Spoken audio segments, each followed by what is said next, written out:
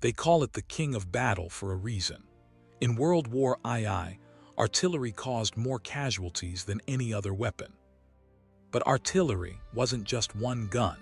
It was a brutal game of rock, paper, scissors played with high explosives. If you brought the wrong gun to the wrong terrain, your mission was over before it started. Here is how the steel was forged to fit the fight. Field guns. The baseline field guns were the baseline. Long barrels, wheeled carriages, and one goal, flat, fast trajectories across open ground. The design. These balanced range with stability. They were too heavy to break down by hand, but too rigid for the mud of the trenches. The logic. They offered flexibility, direct fire for immediate threats and indirect fire for sustained bombardment. Historical impact.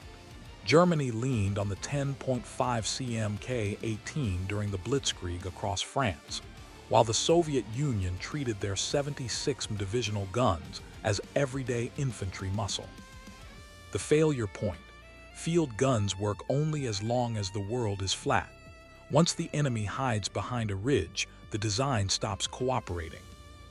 Howitzers, overcoming the horizon when the battlefield stopped being a straight line. You called in the howitzers.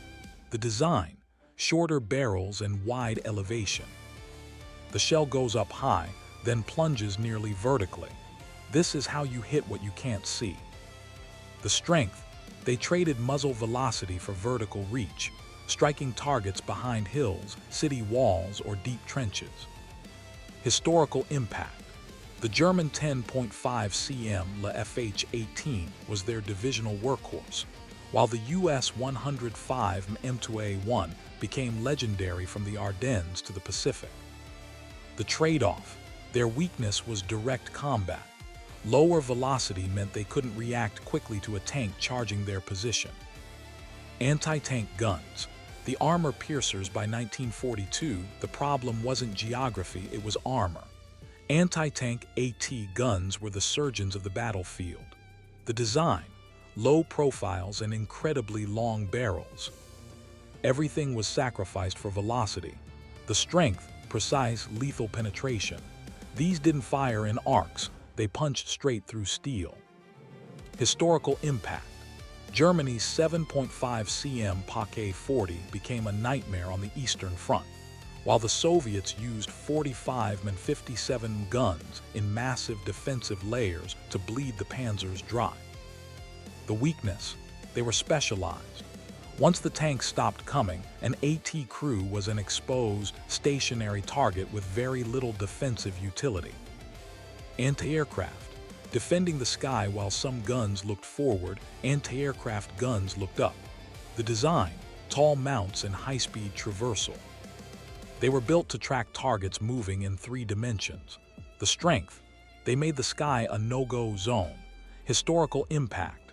Britain's QF 3.7-inch saved cities during the Blitz, and the US used mobile versions to shield advancing columns. The risk. These were massive targets on the ground. If an AA battery got caught in a ground skirmish, their high silhouettes made them easy to spot and destroy. Mortars and mountain guns. Portability over power sometimes. The best gun is the one you can actually carry. Mortars. Simplistic short tubes that lived inside the battlefield. They gave infantry immediate fire support without waiting for a tractor. The Soviets and Japanese mastered this, using light mortars where heavy steel simply couldn't move. Mountain guns. These were the ultimate specialists. Built to be dismantled and carried by mules or men, they went where roads didn't exist. Italy used them in the Alps. Britain used them in the Burmese jungles. They weren't powerful, but they were there when no one else was. Naval and coastal. The static giants at the water's edge. The rules changed again. Naval landing guns. These were awkward ship guns dragged ashore to support beachheads like Normandy before the heavy field guns could be landed. They were high impact but short-lived. Coastal artillery. These were part of the landscape, massive, fixed, and patient. Germany's Atlantic Wall guns didn't hunt, they waited. If a ship entered their range, it was a death sentence. If the battle moved 5 miles inland, they were useless. Self-propelled and rockets, the modern shift at the end of the war demanded speed and volume. Self-propelled (SPG) engines were added to the guns. The M7 Priest and the Wesp removed the towing problem, allowing artillery to shoot and scoot before the enemy could zero in. Rocket artillery. Precision was replaced by saturation. The Soviet Katyusha and German Nebelwerfer didn't aim for a target, they erased a grid square. It was psychological warfare as much as physical. Siege and railway. The final word finally for the problems that refused to go away, there were the monsters. Siege guns, like the Soviet 203 B4, these were built for one thing, turning concrete bunkers into dust. Railway guns, the Schwere Gustaf was the peak of this madness. Guns so heavy they needed dedicated tracks to even exist. They had extreme range and power, but were so dependent on infrastructure that they were often more of a logistical burden than a weapon. Every piece of steel we've looked at today was a compromise. There was no perfect weapon in World War II, only the right engineering solution for a specific, often terrifying problem.